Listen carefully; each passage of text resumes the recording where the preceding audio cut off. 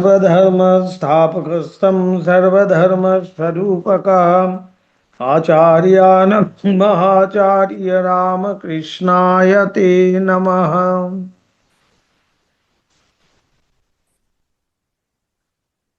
ঠাকুরের অদ্ভুত ভালোবাসা, এটাই হচ্ছিল তো আমাদের আজকে হবে। নরেন্দ্রের প্রতি ঠাকুরের ভালোবাসা সাংসারিক ভাবের নহে। Page number 61. হ্যাঁ, আমি তো পড়ছি তো। আজকে যেটা হবে, নরেন্দ্রের প্রতি ঠাকুরের ভালোবাসা সাংসারিক ভাবের নহে। অর্থাৎ আমরা যেটা ভালোবাসা বলতে যেটা বুঝি, সেটা হলো কিছুর জন্য ভালোবাসা। অহেতুক ভালোবাসা কিন্তু আমরা বুঝতেও পারি না সংসারীরা। আমরা কোনো কিছুর জন্যই কিন্তু ভালোবাসি। আমরা টাকা পয়সা ভালোবাসি, ঘর সংসার ভালোবাসি, পরিবার পরিজনকে ভালোবাসি। কেন? তার সাথে আমি যুক্ত আছি বলে। তাই আমরা সেরকম সাধারণত সেরকম ভালোবাসার সাথেই কিন্তু পরিচিত। কিন্তু এইখানে বলা হচ্ছে ঠাকুরের ভালোবাসা, ঠাকুরের ভালোবাসা কোনো সাংসারিক ভাবের নহে। অর্থাৎ এটা জাগতিক ভালোবাসা বলা যায় না। এই হলো সাত্ত্বিক ভালোবাসা বা ঈশ্বরীয় ভালোবাসা, যেটাকে বলছে ভগবান কেমন ভালোবাসেন। মায়ের কথায় মা খুব সুন্দর বলছেন এক জায়গায় যে তার জন্য তুমি ৯৯টা ভুল করো, একটা যদি ভালো করো, সেই ভালোটাকেই তিনি কিন্তু দেখবেন। আর মানুষের জন্য ৯৯টা ভালো করো, একটা যদি খারাপ করো, মানুষ কিন্তু খারাপটাকেই দেখবে। এই হলো ভগবান আর সাধারণ মানুষের মধ্যে তফাৎ। তো ঈশ্বরীয় ভাব মানে তিনি সবসময় কিন্তু কোনো কিছুর জন্য নিষ্কারণ, নিষ্কারণ ভালোবাসা, অহেতুক ভালোবাসা, কোনো হেতুর জন্য নয়। আমার ভালো লাগে তাই আমি ভালোবাসি। স্বামীজি এক জায়গায় ভক্তিযোগে, বিশেষ করে স্বামীজি ভক্তিযোগে বলছেন যে এই ভালোবাসাটাকেই কিন্তু বলা হচ্ছে ভগবানের প্রতি যে ভালোবাসা, নিষ্কারণ ভালোবাসা, অহেতুক ভালোবাসা, এটাকেই কিন্তু সত্যিকারের ভালোবাসা বলা হয়, এবং এটাই হলো গিয়ে প্রেম। তাই ঠাকুর সেই প্রেম সম্বন্ধে বলতে গিয়ে বলছেন, তোমরা যে এত প্যাম প্যাম করো, প্রেমের বোঝো কি? অর্থাৎ প্রেম মানেই হলো গিয়ে যে নিজেকে পর্যন্ত ভুলে যাবে ভালোবাসার পাত্রের জন্য বা ভালোবাসার পাত্রীর জন্য। আমাদের নিজের শরীর যে আমার কাছে এত প্রিয়, সেইটা পর্যন্ত ভুল হয়ে যায়। এটাকেই বলা হচ্ছে প্রেম। এই হলো গিয়ে ঈশ্বরীয় ভালোবাসা, এটাই হলো গিয়ে অহেতুক ভালোবাসা। তাই ঠাকুর আমাদেরকে কিন্তু সেই প্রার্থনার মধ্যেও শিখাচ্ছেন,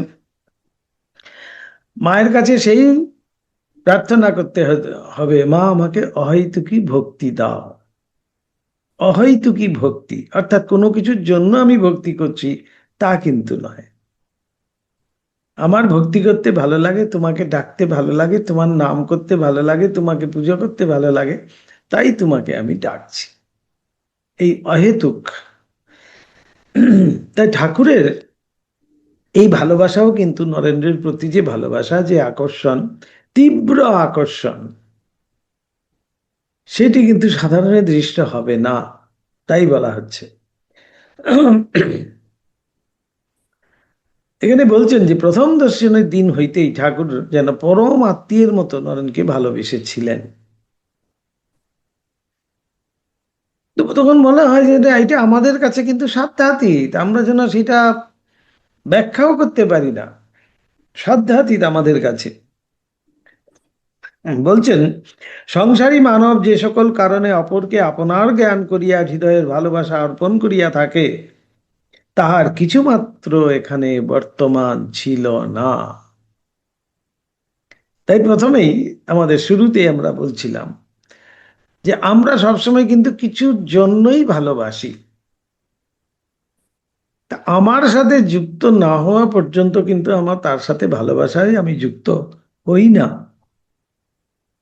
অর্থাৎ আমি আমার সাথে যুক্ত না হওয়া পর্যন্ত আমি কিন্তু ভালোবাসাতেও যুক্ত হই না। তাই আমাদের ভালোবাসা কিন্তু অহেতুক নয়, নিষ্কারণ নয়, কিন্তু ঠাকুরের ভালোবাসায় ছিল সম্পূর্ণ আলাদা। কিন্তু নরেন্দ্রের বিরহে এবং মিলনে ঠাকুরের যেরূপ ব্যাকুলতা এবং উল্লাস দর্শন করিয়াছি, তাহার বিন্দু মাত্রেরও দর্শন অন্যত্র কোথাও আমাদের ভাগ্যে ঘটিয়া উঠে নাই। বলে এমনটি আর দেখতে পাইনি যে বিরহে একেবারে তিনি কাতর, আবার মিলনে তিনি তার উল্লাসে পূর্ণ হয়ে গেছেন, এমন উল্লাস।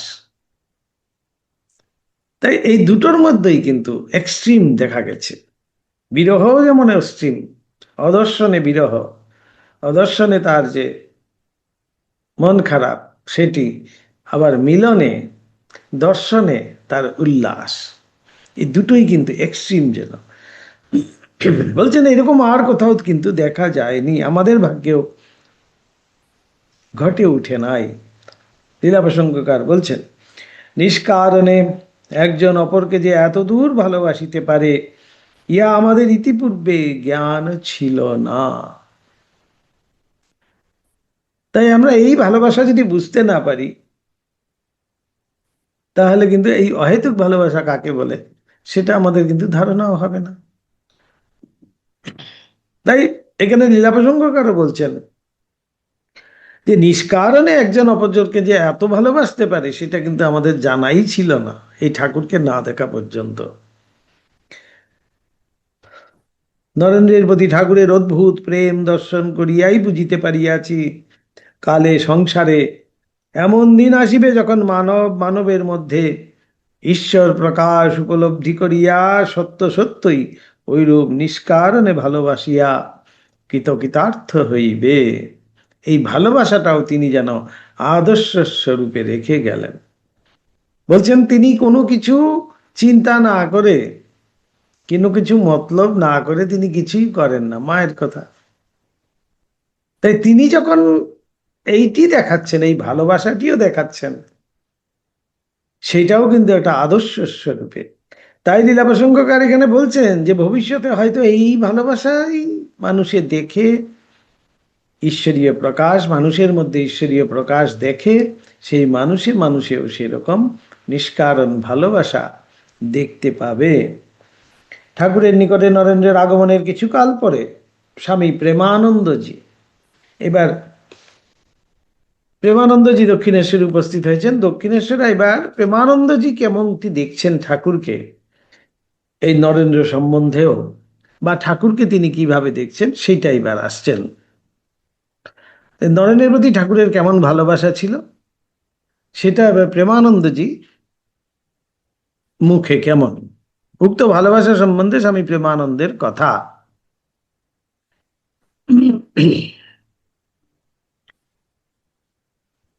বলছেন নরেন্দ্র কিছুদিন যদি না আসতেন দক্ষিণেশ্বরে, ঠাকুর তাহার জন্য কিরূপ উৎকণ্ঠিত চিত্তে তখন অবস্থান করিতেছিলেন, তদ্দর্শনে তিনি মোহিত হইয়া, প্রেমানন্দজি দেখে অবাক হয়ে গেছেন। তারপরে তিনি বলছেন একদিন কি হলো যে স্বামী ব্রহ্মানন্দজির সাথে তিনি এবং আরেকজন হাটখোলার রামদয়াল বাবু, দুজনের সাথে তিনি দক্ষিণেশ্বরে এসে হাজির হয়েছেন। এসে শুনলেন ঠাকুর মাকে দর্শন করতে গেছেন। তবে রাখাল মহারাজ ব্রহ্মানন্দজি প্রেমানন্দজিকে ঠাকুরের ঘরে বসিয়ে রেখে ঠাকুরকে আনতে গেছেন। কিছুক্ষণ পরে দেখছেন ঠাকুরকে ধরে ধারণ করে তিনি আসছেন, ঠাকুরের পা এখানে পড়ছে ওইখানে পড়ছে এবং বলে বলে আসছেন, এখানটায় উঁচু এখানটায় নিচু ইত্যাদি বলে বলে ঠাকুরকে নিয়ে আসছেন।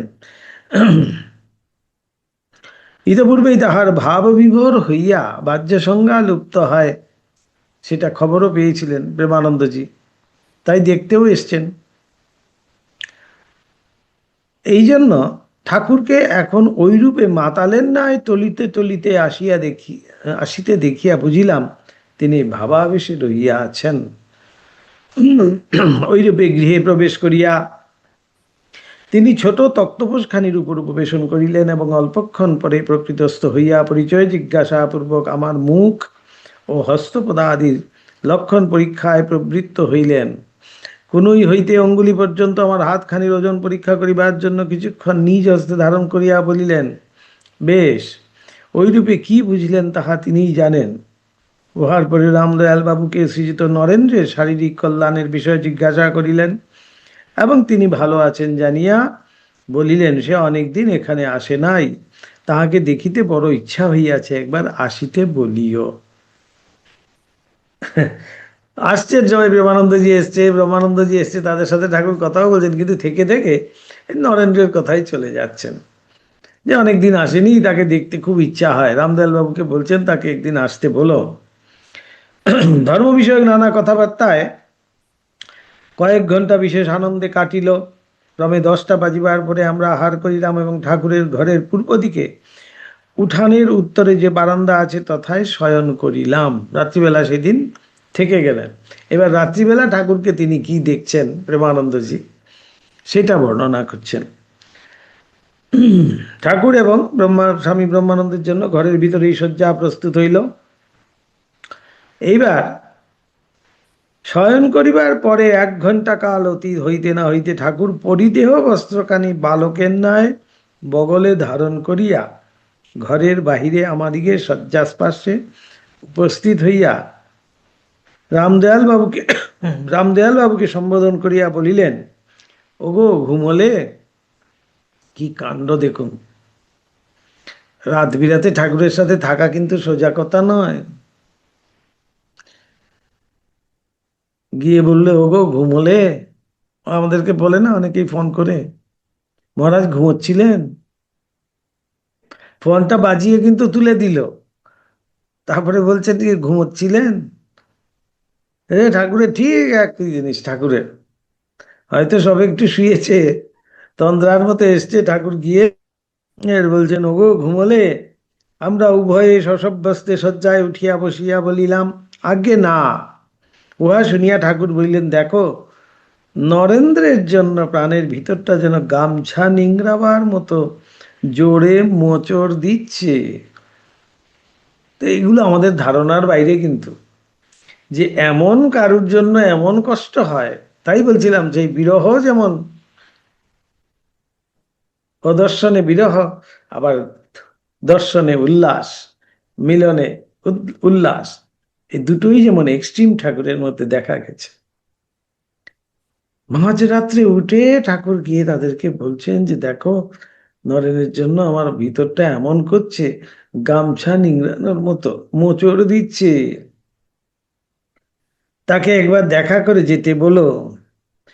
সে শুদ্ধ সত্যগুণের আধার, সাক্ষাৎ নারায়ণ। তাকে মাঝে মাঝে না দেখলে থাকতে পারি না।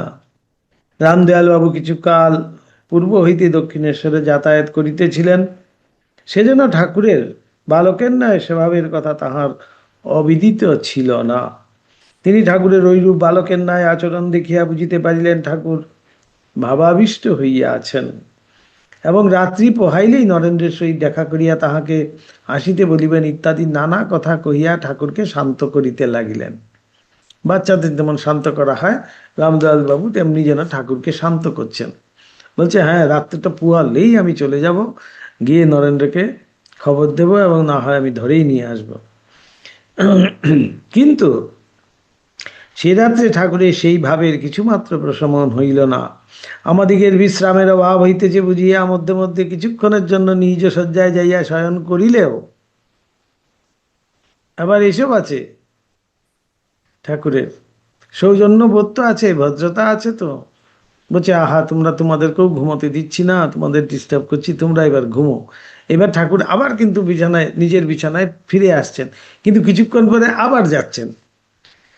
মানে এমন ভিতরে কষ্ট হচ্ছে, সেটা বলছেন তাই যে এটা আমরা দেখিনি, কখনো শুনিনি, তাই সেটা ব্যাখ্যা করাও কিন্তু অসম্ভব। যে এমন ভালোবাসা কি হয়? পরক্ষণেই ওই কথা ভুলিয়া আমাদিগের নিকটে পুনরায় আগমন পূর্বক নরেন্দ্রের গুণের কথা এবং তাহাকে না দেখিয়া তাহার প্রাণে যে দারুণ যন্ত্রণা উপস্থিত হইয়াছে তাহা সকরুণ ভাবে ব্যক্ত করিতে লাগিলেন। সকরুণ ভাবে ঠাকুর রীতিমতো মানে কাতর হয়ে গেছেন, সে তাই করুণ ভাবে সেগুলো বলছেন। তাহার ঐরূপ কাতরতা দেখিয়া বিস্মিত হইয়া আমি ভাবিতে লাগিলাম, ইহার কি অদ্ভুত ভালোবাসা, এবং যাহার জন্য ইনি ঐরূপ করিতেছেন সে ব্যক্তি কি কঠোর। সেই রাত্রি ঐরূপে আমাদিগের অতিবাহিত হইয়াছিল। পরে রজনী প্রভাত হইলে মন্দিরে যাইয়া জগদম্বাকে দর্শন করিয়া ঠাকুরের চরণে প্রণত হইয়া বিদায় গ্রহণ পূর্বক আমরা কলিকাতায় ফিরিয়া আসিয়াছিলাম। প্রেমানন্দজির মুখে ঠাকুরের সেই ভালোবাসা এইভাবে ব্যক্ত হচ্ছে। এবার বলছেন 83 খ্রিস্টাব্দের কোন সময় আমাদিগের জনৈক বন্ধু দক্ষিণেশ্বরে উপস্থিত হইয়া দেখিলেন নরেন্দ্রনাথ অনেকদিন আসেন নাই বলিয়া ঠাকুর বিশেষ উৎকণ্ঠিত হইয়া রহিয়াছেন। তিনি বলেন, সেদিন ঠাকুরের মন যেন নরেন্দ্রময় হইয়া রহিয়াছে, মুখে নরেন্দ্রের গুণানুবাদ ভিন্ন অন্য কথা নাই। আমাকে সম্বোধন করিয়া বলিলেন, দেখো নরেন্দ্র শুদ্ধ সত্য গুণী, আমি দেখিয়াছি সে অখণ্ডের ঘরের 4 জনের একজন এবং সপ্তর্ষির একজন। তাহার কত গুণ তাহার ইয়ত্তা হয় না।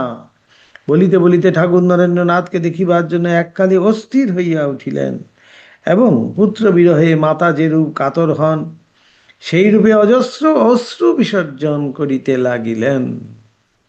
এই ভাবা যায়? স্বাভাবিকভাবে আমি এই পক্ষে বসে কিন্তু আমি ভাববো যে যার জন্য এত ভালোবাসা তিনি দেখাচ্ছেন সে এত কঠোর কেন? কেমন তোর লোক রে বাবা! তিনি এখানে অশ্রু বিসর্জন করছেন, কেঁদে ফেলছেন, এমন তার কষ্ট হচ্ছে, আর তাহলে তিনি কেন আসছেন না? এই কেমন লোক তাহলে? আমাদের মনে প্রশ্ন উঠবে। তাই প্রেমানন্দজিও কিন্তু তাই ভাবছেন যে সেই ব্যক্তি এত কঠোর কেন। অশ্রু বিসর্জন করিতে লাগিলেন। পরে কিছুতেই আপনাকে সংযত করিতে পারিতেছেন না দেখিয়া এবং আমরা তাহার ঐরূপ ব্যবহারে কি ভাবিব মনে করিয়া ঘরের উত্তর দিকে বারান্দায় দ্রুতপদে চলিয়া যাইলেন এবং মা গো, আমি তাকে না দেখে আর থাকতে পারি না ইত্যাদি রুদ্ধস্বরে বলিতে বলিতে ভীষণ ক্রন্দন করিতেছেন শুনিতে পাইলাম। কি অপূর্ব ভাব দেখুন আপনি! নরেন্দ্রের প্রতি ভালোবাসা, এই হলো গিয়ে ভালোবাসা যেটাকে বলে। সাধে কি আর স্বামীজি বলছেন লাভ পার্সনিফাইড, ভালোবাসার মূর্ত বিগ্রহ। কেন বলছেন? আরেক জায়গায় স্বামীজি বলছেন আমরা কি আর ভালোবাসতে পারি? তিনিই পারতেন ভালোবাসতে। অর্থাৎ এই ভালোবাসা কিন্তু ভগবান ছাড়া অসম্ভব।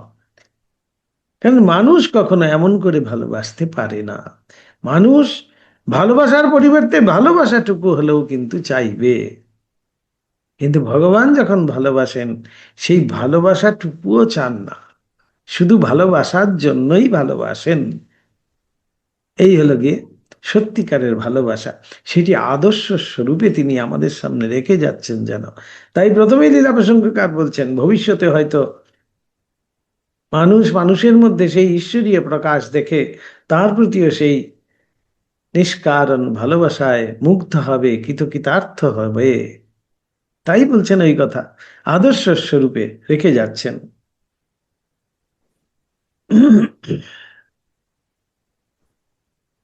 উচ্চস্বরে মা মা বলে মায়ের কাছে প্রার্থনা করছেন আর উচ্চস্বরে ক্রন্দন করছেন। কিছুক্ষণ পরে আপনাকে কতকটা সংযত করিয়া তিনি গৃহ মধ্যে আমাদিগের নিকট আসিয়া উপবেশন করিয়া কাতর করুণ স্বরে বলিতে লাগিলেন, এত কাঁদলাম কিন্তু নরেন্দ্র তো এলো না। এই কার না বিগলিত হবে হৃদয়! আমরা যে কেউ যদি এরকম শুনি একটা শিশুও যখন আমাদেরকে এসে বলছে এত কাঁদলাম মায়ের জন্য, কই মা তো এলো না, তখন আমাদেরও কিন্তু সে চোখে জল চলে আসবে এই কাতরতা দেখে, এই করুণ ভাব দেখে। ঠাকুর এসে বলছেন যে এত তো কাঁদলাম, কই নরেন তো এলো না। তাকে একবার দেখবার জন্য প্রাণে ভীষণ যন্ত্রণা হচ্ছে, বুকের ভিতরটায় যেন মোচড় দিচ্ছে, কিন্তু আমার এই টানটা সে কিছু বোঝে না। এইরূপ বলিতে বলিতে আবার অস্থির হইয়া তিনি গৃহের বাহিরে চলিয়া যাইলেন। কিছুক্ষণ পরে আবার গৃহে ফিরিয়া আসিয়া বলিতে লাগিলেন, বুড়ো মিনসে, তার জন্য এইরূপে অস্থির হয়েছি ও কাঁদছি দেখে লোকেই বা কি বলবে বলো দেখি। এবার নিজের প্রতি নিজের যেন। নরেন্দ্র বাচ্চা ছেলে, ঠাকুরের কাছে তখন স্কুলে পড়া, সবেমাত্র কলেজে পড়ছে, বাচ্চা ছেলে, তার জন্য ঠাকুর কাঁদছেন, তাই নিজেই নিজেই বলছেন বুড়ো মিনসে। তোমরা আপনার লোক, তোমাদের কাছে লজ্জা হয় না, কিন্তু অপরে দেখে কি ভাববে বলো দেখি। কিন্তু কিছুতেই সামলাতে পারছি না। কেমন আকুলতা ঠাকুরের! ঠাকুর বলছেন নিজে যে আমি সামলাতে পারছি না, তিনি যেন অপারগ। তাই আবার বলছেন যে তোমরা আপন লোক, নিজের লোক, তাই নিজের লোকের কাছে তো আর লজ্জার কিছু নেই, তাই এত সব বলে দিলাম। কিন্তু বাইরের লোক যদি দেখে আমাকে কি ভাববে বলো দেখি, সেটাও চিন্তা আছে। কিন্তু বলছেন যে কিছুতেই সামলাতে পারছি না। নরেন্দ্রের প্রতি ঠাকুরের ভালোবাসা দেখিয়া আমরা অবাক হইয়া রহিলাম এবং ভাবিতে লাগিলাম, নিশ্চয়ই নরেন্দ্র দেবতুল্য পুরুষ হইবেন। এই আসল কথায় এইবার আসছে, তিনি কি যে সে? নিশ্চয়ই তিনি দেবতুল্য পুরুষ হইবেন, নতুবা তাহার প্রতি ঠাকুরের এত টান কেন? পরে ঠাকুরকে শান্ত করিবার জন্য বলিতে লাগিলাম, তাই তো মহাশয়, তার ভারী অন্যায়, তাকে না দেখে আপনার এত কষ্ট হয় এ কথা জেনেও আসে না। এবার নরেন্দ্রকে দোষারোপ করছেন তারা, সেখানে সান্ত্বনা দেবার জন্য আর কি। এই ঘটনার কিছুকাল পরে অন্য এক দিবসে ঠাকুর নরেন্দ্রের সহিত আমাকে পরিচিত করিয়া দিয়াছিলেন। নরেন্দ্রের বিরহে ঠাকুরকে যেমন অধীর দেখিয়াছি, তাহার সহিত মিলনে আবার তাহাকে তেমনি উল্লসিত হইতে দেখিয়াছি। দুদিকেই কিন্তু অসাধারণ দুটো দেখাচ্ছেন। পূর্বোক্ত ঘটনা কিছুকাল পরে ঠাকুরের জন্মতিথি দিবসে দক্ষিণেশ্বরে উপস্থিত হইয়াছিলাম। ভক্তগণ সেদিন তাহাকে নতুন বস্ত্র সচন্দন পুষ্পমাল্লাদি পরাইয়া মনোহর সাজে সাজাইয়াছিল। তাঁর ঘরের পূর্বে বাগানের দিকের বারান্দায় কীর্তন হইতেছিল। ঠাকুর ভক্তগণ পরিবৃত হইয়া উহা শুনিতে শুনিতে কখনো কিছুক্ষণের জন্য ভাবাবিষ্ট হইতেছিলেন, কখনো বা এক একটি মধুর আখর দিয়া কীর্তন জমাইয়া দিতেছিলেন। কিন্তু নরেন্দ্র না আসায় তাহার আনন্দের ব্যাঘাত হইতেছিল। থেকে থেকেই যেন সেই নরেন্দ্রের অপেক্ষা, নরেন্দ্রের ইতি উতি চায় কোথায় নরেন্দ্র আসছে কিনা। ঠাকুরের ভাবটি যেন এমনই। মধ্যে মধ্যে চারিদিকে দেখিতেছিলেন এবং আমাদিগকে বলিতেছিলেন, তাই তো নরেন্দ্র আসিল না। বেলা প্রায় 2 প্রহর, এমন সময়ে নরেন্দ্র আসিয়া সভা মধ্যে তাহার পদপ্রান্তে প্রণত হইলেন। তাহাকে দেখিবা মাত্র ঠাকুর একেবারে লাফাইয়া উঠিয়া তাহার স্কন্ধে বসিয়া গভীর ভাবাবিষ্ট হইলেন। এত খুশি হইতে, এত উল্লসিত, ওই যে বলছেন অদর্শনে বা বিরহে তিনি এতই কাতর, আবার মিলনে দর্শনে তিনি এতই উল্লসিত, এতই উল্লসিত, একেবারে লাফ দিয়ে গিয়ে নরেনের ঘাড়ে গিয়ে বসে পড়েছেন, ভাবাবিষ্ট হয়ে গেছেন। এত আনন্দ, এত আনন্দ। তাহাকে দেখিবা মাত্র ঠাকুর একেবারে লাফাইয়া উঠিয়া তাহার স্কন্ধে বসিয়া গভীর ভাবাবিষ্ট হইলেন। পরে সহজ অবস্থা প্রাপ্ত হইয়া ঠাকুর নরেন্দ্রের সহিত কথায় ও তাহাকে আহারাদি করাইতে ব্যাপৃত হইলেন। এবার ঠাকুর ব্যস্ত হয়ে গেছেন, নরেন্দ্রকে খাতির করতে হবে। সেদিন তাহার আর কীর্তন শোনা হইল না। অথচ ঠাকুরকে কেন্দ্র করেই কিন্তু সেই দিন উৎসব, ঠাকুরের জন্মতিথি। এবার ঠাকুর কিন্তু নরেন্দ্রকে নিয়েই নরেন করছেন। ঠাকুরের নিকটে উপস্থিত হইয়া শ্রীযুত নরেন যে দেব দুর্লভ প্রেমের অধিকারী হইয়াছিলেন তাহা ভাবিলে ভীষিত হইতে হয়। উহাতে অবিচলিত থাকিয়া তিনি যে যথার্থ সত্য লাভের আশায় ঠাকুরকে পরীক্ষা করিয়া লইতে অগ্রসর হইয়াছিলেন, ইহাতে বুঝিতে পারা যায় সত্যানুরাগ তাহার ভিতরে কত দূর প্রবল ছিল। অন্যপক্ষে ঠাকুর যে নরেন্দ্রের ঐরূপ ভাবে ক্ষুণ্ণ না হইয়া শিষ্যের কল্যাণের নিমিত্ত পরীক্ষা প্রদান পূর্বক তাহাকে আধ্যাত্মিক সকল বিষয় উপলব্ধি করাইয়া দিতে পরম আহ্লাদে অগ্রসর হইয়াছিলেন, ইহাতে তাহার নিরভিমানিত্ব এবং মহানুভবত্বের কথা অনুধাবন করিয়া বিস্ময়ের অবধি থাকে না। আমরা সাধারণত কি হই, আমরা যাকে খুব করে বিশ্বাস করি, সে যদি কোনো কারণে সন্দেহ করে, সে যদি কোনো কারণে আমাকে পরীক্ষা নিতে চায়, আমরা কিন্তু বিরূপ ভাব হয়ে যাই। হ্যাঁ, আমি এত বিশ্বাস করলাম তবুও সংশয়। ঠাকুর কিন্তু সেটি করলেন না। ঠাকুর যে এত ভালোবাসছেন নরেনকে, সেই নরেনই কিন্তু আবার ঠাকুরকে পরীক্ষাও করছেন। সেখানে কিন্তু ঠাকুর তাকে উৎসাহ প্রদান করছেন এবং সেই পরীক্ষাও দিচ্ছেন। কেননা শিষ্য যাতে নিঃসংশয় হতে পারে, সেইটি গুরুর কাজ। সেই জন্য তিনি নিঃসংশয় করছেন। ওইরূপে নরেন্দ্রের সহিত ঠাকুরের সম্বন্ধের কথা আমরা যতই আলোচনা করিব, ততই এক পক্ষে পরীক্ষা করিয়া লইবার এবং অন্য পক্ষে পরীক্ষা প্রদান পূর্বক উচ্চ আধ্যাত্মিক তত্ত্ব সকল উপলব্ধি করাইয়া দিবার আগ্রহ দেখিয়া মুগ্ধ হইব এবং বুঝিতে পারিব যথার্থ গুরু উচ্চ অধিকারী ব্যক্তির ভাব রক্ষা করিয়া কিরূপে শিক্ষাদানে অগ্রসর হন ও পরিণামে কিরূপে তাহার হৃদয়ে চিরকালের নিমিত্ত শ্রদ্ধা ও পূজার স্থল অধিকার করিয়া বসেন। এই যে প্রকৃত গুরু, সেইভাবেই কিন্তু শিষ্যকে গ্রহণ করেন। কারণ শিষ্য যাতে সম্পূর্ণভাবে নিঃসংশয় হতে পারে, সেটি গুরুরও কিন্তু কাজ। কেন নিঃসংশয় না হওয়া পর্যন্ত সেই আধ্যাত্মিক শক্তি তার মধ্যে আসবে না।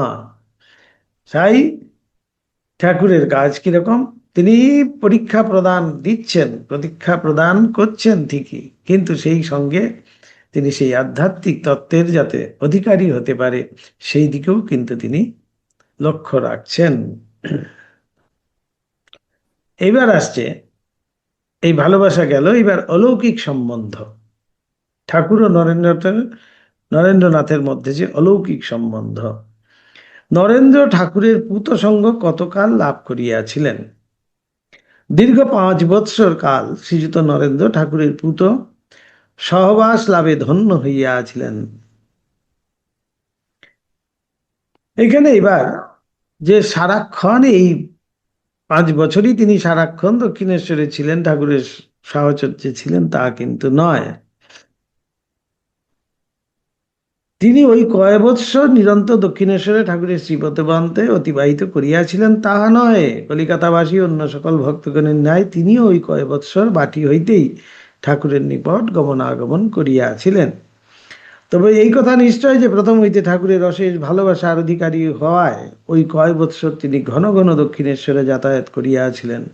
প্রতি সপ্তাহে 1 বা 2 দিবস তথায় গমন এবং অবসর পাইলেই 2-4 দিন বা ততোধিক কাল তথায় অবস্থান করা নরেন্দ্রনাথের জীবনে ক্রমে একটা প্রধান কর্ম হইয়া উঠিয়াছিল। প্রথম যাওয়া আসা করতেন, তারপরেই কিন্তু তিনি গিয়ে 2-3 দিন করে করে দক্ষিণেশ্বর থেকেও যেতেন। নরেন্দ্রের সহিত ঠাকুরের উক্তকালের আচরণের 5টি বিভাগ বলা হচ্ছে। 5 ভাবে তিনি নরেন্দ্রের সাথে মিলিত হতেন আর কি। যে প্রথম দেখা যায় ঠাকুর তাহার অলৌকিক অন্তর্দৃষ্টি সহায়ে প্রথম সাক্ষাৎ হইতে বুঝিতে পারিয়াছিলেন নরেন্দ্রনাথের ন্যায় উচ্চ অধিকারী আর কোথাও নেই। তাই ঠাকুর প্রথমেই বলেছিলেন যে কলকাতার মতো জায়গায় এমন সত্যগুণী আধার। ঠাকুর অবাক হয়ে গেছিলেন। বিরল, আধ্যাত্মিক রাজ্যেও পর্যন্ত বিরল এমন অধিকারী এবং বহুকাল সঞ্চিত গ্লানি দূরপূর্বক সনাতন ধর্মকে যুগ প্রয়োজন সাধন অনুযায়ী করিয়া সংস্থাপন রূপ যে কার্যে শ্রী শ্রী জগদম্বা তাহাকে নিযুক্ত করিয়াছেন, তাহাতে বিশেষ সহায়তা করিবার জন্যই শ্রীযুত নরেন্দ্র জন্ম পরিগ্রহ করিয়াছেন। এটা বুঝতে পেরেছিলেন ঠাকুর প্রথম দিনে। দ্বিতীয়, অসীম বিশ্বাস ও ভালোবাসায় তিনি নরেন্দ্রনাথকে চিরকালের নিমিত্ত আবদ্ধ করিয়াছিলেন। তৃতীয়, নানাভাবে পরীক্ষা করিয়া তিনি বুঝিয়া লইয়াছিলেন যে তাহার অন্তর্দৃষ্টি নরেন্দ্রনাথের মহত্ব এবং জীবন উদ্দেশ্য সম্বন্ধে তাহার নিকটে মিথ্যা সাক্ষ্য প্রদান করে নাই। ঠিক, তিনি তো পরীক্ষাই করে নিয়েছিলেন। চতুর্থ, নানাভাবে শিক্ষা প্রদান পূর্বক তিনি নরেন্দ্রনাথকে উক্ত সুমহান জীবন উদ্দেশ্য সাধনের উপযোগী যন্ত্ররূপে গঠিত করিয়া তুলিয়াছিলেন। আর এই পঞ্চমে বলা হচ্ছে, শিক্ষার পরিসমাপ্তি হইলে অপরোক্ষ বিজ্ঞান সম্পন্ন নরেন্দ্রনাথকে তিনি কি রূপে ধর্ম সংস্থাপন কার্যে অগ্রসর হইতে হইবে তদ্বিষয়ে উপদেশ প্রদান পূর্বক পরিণামে উক্ত কার্যের এবং নিজ সংঘের ভার তাহার হস্তে নিশ্চিন্ত মনে অর্পণ করিয়াছিলেন। সেই কাশীপুর উদ্যান বাড়িতে বলেছিলেন যে এরা রইল, তুই দেখিস। এই তিনি সমস্ত কিছু যেন অর্পণ করে দিয়ে গেছেন। এইভাবেই আমরা ইতিপূর্বে বলিয়াছি, নরেন্দ্রনাথের দক্ষিণেশ্বর আগমনের সর্বকাল পূর্বে তদীয় মহত্ব পরিচয় কয়েকটি অদ্ভুত দর্শন ঠাকুরের অন্তর্দৃষ্টির সম্মুখে প্রতিভাত হইয়াছিল। তিনি সেই যে অখণ্ডের ঘরে প্রবেশ করলেন, সেখানে গিয়ে সপ্তঋষির এক ঋষি যে সেই নরেন্দ্রনাথ, এগুলো সব যেন ঠাকুর দর্শন করেছেন।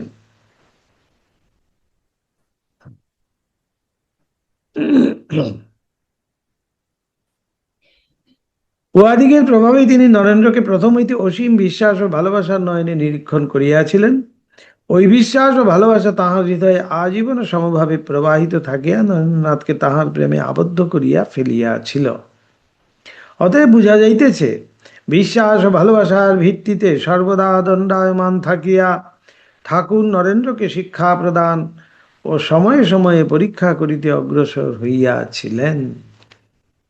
ঠাকুরও কিন্তু অনেকভাবে পরীক্ষাও করেছেন। প্রশ্ন হইতে পারে, যোগদৃষ্টি সহায়ে নরেন্দ্রনাথের মহত্ব এবং জীবন উদ্দেশ্য জানিতে পারিয়াও ঠাকুর তাহাকে পরীক্ষা করিতে অগ্রসর হইয়াছিলেন কেন? ঠাকুর তো সবই দেখেছিলেন অন্তর্দৃষ্টি সহায়ে, তাহলে আবার পরীক্ষা কেন করেছিলেন? সেটা একটা প্রশ্ন উঠতে পারে। উত্তরে বলা যেতে পারে, মায়ার অধিকারে প্রবিষ্ট হইয়া দেহ ধারণ করিলে মানব সাধারণের কা কথা। বলে মায়ায় সব ভুলিয়ে দিতে পারে, ভগবানকে পর্যন্ত ভুলিয়ে দিতে পারে। সেই বরাহ অবতারের কথা, ছেলে পুলে নিয়ে সংসার করে বসে আছে, তখন দেখলেন যে আবারে বাবা এই কি অবস্থা, ভগবান যদি ওইখানে গিয়ে সংসারে পড়ে যায়। তখন শিবকে গিয়ে সবাই বলল, শিব সেই ত্রিশূল পাঠিয়ে দিলেন, সেই ত্রিশূলটা দিয়ে সেই শরীরটাকে ভেঙে দিল। তখন হা হা করতে করতে আবার ভগবান চলে গেলেন। তো বলছেন এই হলো গিয়ে মায়া, ভগবানকে পর্যন্ত মায়ার দ্বারা আবদ্ধ করে ফেলছে। তাই ঠাকুরের একটু একটু যে কখনো কখনো সন্দেহ হয়েছে যে মায়ায় তো শরীর পরিগ্রহ করা, তাই সেখানে আবার কিছু মায়া ঢুকে নাই, তো ঢুকে যদি থেকে থাকে তাহলে তো অন্যরকম হয়ে যাবে। তাই বলছেন মানব সাধারণের কথা, ঠাকুরের ন্যায় দেব মানব দিকের দৃষ্টিও স্বল্প বিস্তর পরিচ্ছিন্ন হইয়া দৃষ্ট বিষয়ে ভ্রম সম্ভাবনা উপস্থিত করে। সেজন্যই কখনো কখনো ঐরূপ পরীক্ষার আবশ্যক হইয়া থাকে। ঠাকুর আমাদিগকে ওই বিষয় বুঝাইতে যাইয়া বলিতেন, খাদ না থাকিলে গরণ হয় না। একটু মায়া না হলে তো সেই শরীর ধারণই হচ্ছে না, তাহলে কোথায় অখণ্ডের ঘরে গিয়ে বসেছিলেন? তাই বলছেন শুধু সোনা সোনা দিয়ে কিন্তু গরণ হবে না, সেখানে একটু খাদ মিশাতে হয়। তো এই খাদটি হলো গিয়ে যেন সেই মায়া। অথবা বিশুদ্ধ স্বর্ণের সহিত অন্য ধাতু মিলিত না করিলে যেমন উহাতে অলঙ্কার গঠন করা চলে না, সেইরূপ জ্ঞান প্রকাশক শুদ্ধ সত্ত্বগুণের সহিত রজ ও তমগুণ কিঞ্চিত মাত্র মিলিত না হইলে উহা হইতে অবতার পুরুষ দিগের ন্যায় দেহ মন উৎপন্ন হইতে পারে না। তাই আমরা সেই মানব রূপটাও দেখতে পাচ্ছি, মানবের ভাবটাও দেখতে পাচ্ছি, ওই যে একটু হলেও রজ আর একটু হলেও তম। তাই সেই খাদ, খাদ না হলে গরণ হবে না। সেই এতটাই সাত্ত্বিক, এতটাই শুদ্ধ সত্য, সেটা দিয়ে তাহলে ধর্ম সংস্থাপন হবে না। তাই ধর্ম সংস্থাপন করতে গেলে, মানুষের মধ্যে আসতে গেলে, মানুষের সাথে মিশতে গেলে মানুষের মতো হতে হবে। তাই মানুষের মতো হতে গেলে তাই তার মধ্যে একটু রজ আর একটু তম যেন মিশ্রিত হচ্ছে। তাই এটাই বলা হচ্ছে আর কি সেখানে।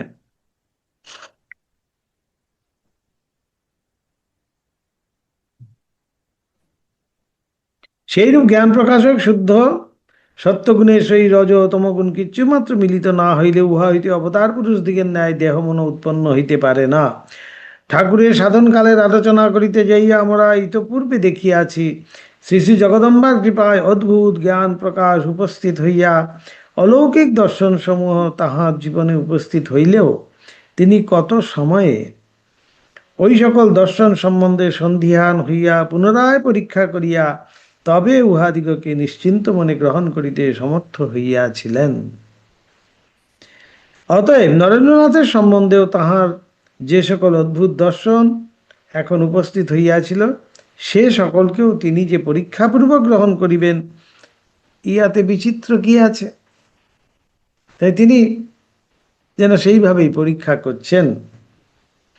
নরেন্দ্রনাথের প্রতি ঠাকুরের আচরণের 5টি বিভিন্ন বিভাগ পূর্বোক্ত রূপে নির্দিষ্ট হইলেও উহাদিগের মধ্যে বিশ্বাস ও ভালোবাসা, পরীক্ষা ও শিক্ষা প্রদান রূপ 3টি বিভাগের কার্য যে প্রায় যুগপৎ আরব্ধ হইয়াছিল, এ কথা স্বীকার করিতে হয়। উক্ত 3 বিভাগের মধ্যে প্রথম বিভাগের কার্যের অথবা নরেন্দ্রনাথের প্রতি ঠাকুরের অসীম বিশ্বাস ও ভালোবাসার পরিচয় আমরা ইতপূর্বে পাঠককে সংক্ষেপ দিয়াছি। ওই বিষয়ে আরো অনেক কথা আমাদেরকে পরে বলিতে হইবে, কারণ এখন হইতে ঠাকুরের জীবনে নরেন্দ্রনাথের জীবনের সহিত যেরূপ বিশেষভাবে জড়িত হইয়াছিল তাহা শ্রীচরণাশ্রিত অন্য কোনো ভক্তের জীবনের সহিত উহা ইতপূর্বে আর কখনো ওই রূপে মিলিত হয় নাই। কথিত আছে, ভগবান ঈশা তাহার কোনো শিষ্য প্রবরের সহিত মিলিত হইব মাত্র বলিয়াছিলেন, পর্বত সদৃশ সচল অটল শ্রদ্ধা সম্পন্ন এই পুরুষের জীবনকে ভিত্তিস্বরূপে অবলম্বন করিয়া আমি আমার আধ্যাত্মিক মন্দির গঠিত করিয়া তুলিব। নরেন্দ্রনাথের সহিত মিলিত হইয়া ঠাকুরের মনেও ঐরূপ ভাব দৈব প্রেরণায় প্রথম হইতেই উপস্থিত হইয়াছিল। ঠাকুর দেখিয়াছিলেন নরেন্দ্র তাহার বালক, তাহার সখা, তাহার আদেশ পালন করিতেই সংসারে জন্মগ্রহণ করিয়াছেন এবং তাহার ও তাহার জীবন পূর্ব হইতে চিরকালের মতো প্রণয়ী যুগলের ন্যায় অবিচ্ছিন্ন প্রেম বন্ধনে সম্বন্ধ হইয়া রহিয়াছে। নরনারায়ণ যেমন, তেমনি যেন সম্বন্ধিত, একেবারে জন্মে জন্মে তারা সম্বন্ধিত হয়ে আছেন। তবে ওই প্রেম উচ্চ আধ্যাত্মিক প্রেম, যাহা প্রেমাস্পদকে সর্বপ্রকার স্বাধীনতা প্রদান, স্বাধীনতা প্রদান করিয়াও যুগে যুগে আপনার করিয়া রাখে, যাহাতে আপনার জন্য কিছু না চাহিয়া পরস্পর পরস্পরকে যথা সর্বস্ব দানেই কেবলমাত্র পরিতৃপ্তি লাভ করে। বাস্তবিক ঠাকুর ও নরেন্দ্রনাথের মধ্যে আমরা অহেতুক প্রেমের যেরূপ অভিনয় দেখিয়াছি, সংসার ইতপূর্বে আর কখনো ওইরূপ দেখিয়াছে কিনা সন্দেহ। তাই এখানে বলাই হচ্ছে যে এই রকম প্রেম আর জগৎ কখনো দেখেছে কিনা সন্দেহ আছে, বলছে। সেই অলৌকিক প্রেমাভিনয়ের কথা পাঠককে যথাযথভাবে বুঝাইবার আমাদিগের সামর্থ্য কোথায়? কেননা আমাদের সেই ধারণা শক্তিই নেই। আমরা ভালোবাসা বলতে কিন্তু সেটাই বুঝি, ঈশ্বরীয় প্রেম, অহেতুক ভালোবাসা, নিষ্কারণ ভালোবাসা, এগুলো আমরা কিন্তু ঠিক ঠিক যেন নিতে পারি না, সেই আধারই আমাদের নেই। তাই বলছেন যে আমাদের বলাটাও যেন অসুবিধে। তথাপি সত্যানুরোধে উহার আভাস প্রদানের চেষ্টা মাত্র করিয়া আমরা থাকি।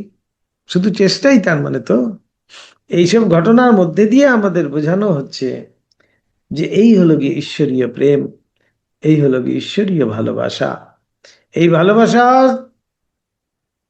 ভগবানের দ্বারাই সম্ভব যেন, কিন্তু সেই ভালোবাসাটাকেও তিনি যেন আদর্শ স্বরূপে রেখে গেলেন, আদর্শ স্বরূপে স্থাপন করলেন, যাতে মানুষ বুঝতে পারুক, আদর্শ স্বরূপে নিতে পারুক এই অহেতুক ভালোবাসা কাকে বলে।